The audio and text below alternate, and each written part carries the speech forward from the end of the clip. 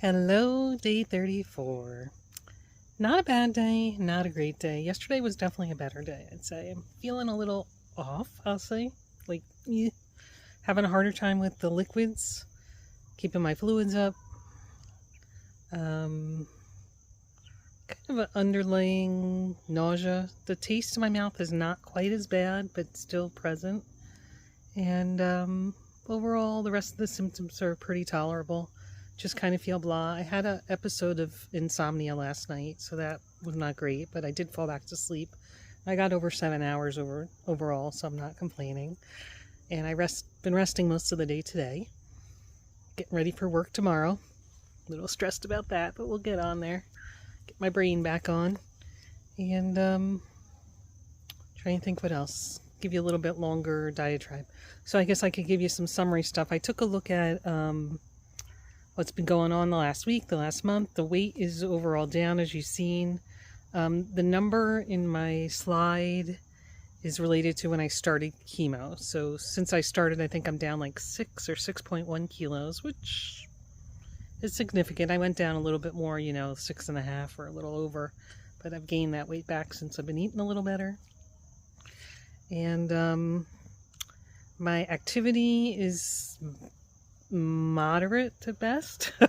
I think on the good days this week I got up to 3,000 or 4,000, which is not great, but definitely better than 1,000 or a few hundred that I was getting right after the poisoning. Really kind of hopeful since I've got 2 weeks until my next poisoning. My next chemo is scheduled for October 3rd.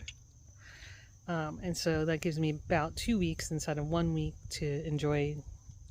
I'm going to really make an effort with exercise and just overall feeling, nutrition and everything else to see if I can't get this body better. What else can I tell you about? Exercise, sleep, weight. I didn't look at my heart rate info. I'll pull that up. I'll share that with you. Ta-da! See what that has to say.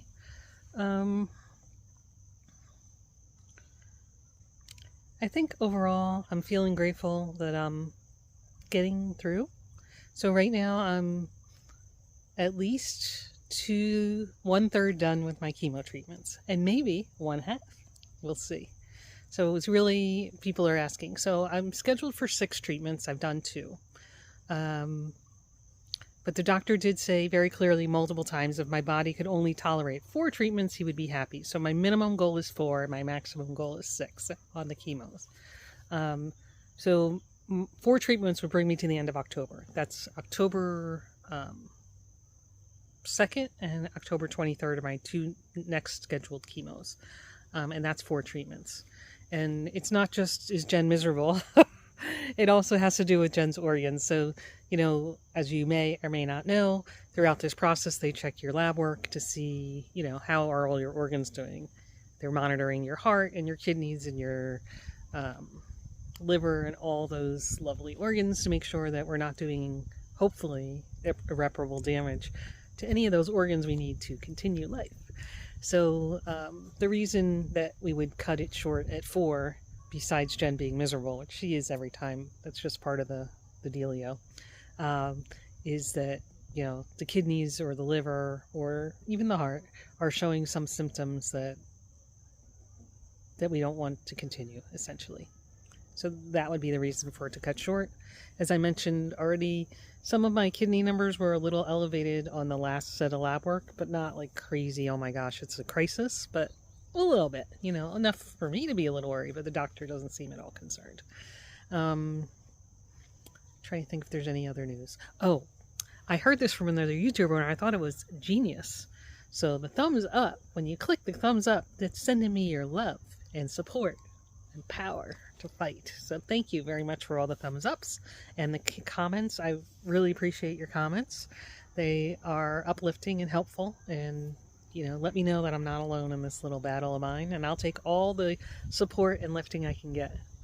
I've gotten a few cards in the snail mail. Thank you. And of course, texts and calls from friends and loved ones, and I really appreciate all of that. I can't do this without you guys, so thank you. And I'm trying to think if there was something else.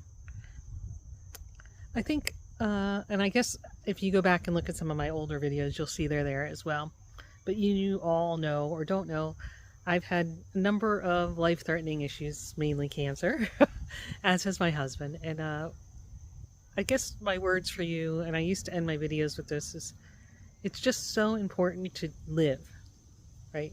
None of this is worth anything. Like staying alive and doing all this is worth zero if we don't live, if we don't spend time with the people we love, if we don't do the things that bring us joy.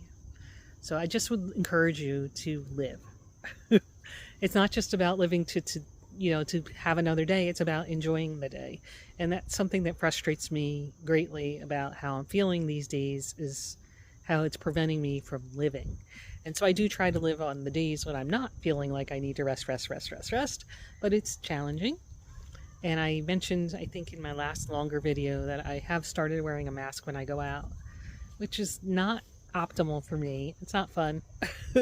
I don't ask anyone else to put on a mask, but I wear a mask myself because I'm just concerned that if I caught something right now, my body is not in the position to do good fighting. And so I'm trying to protect myself in that way. We'll see. I don't think there's anything else. I just guess if I could give you a piece of homework, my homework is to live. Don't forget to live.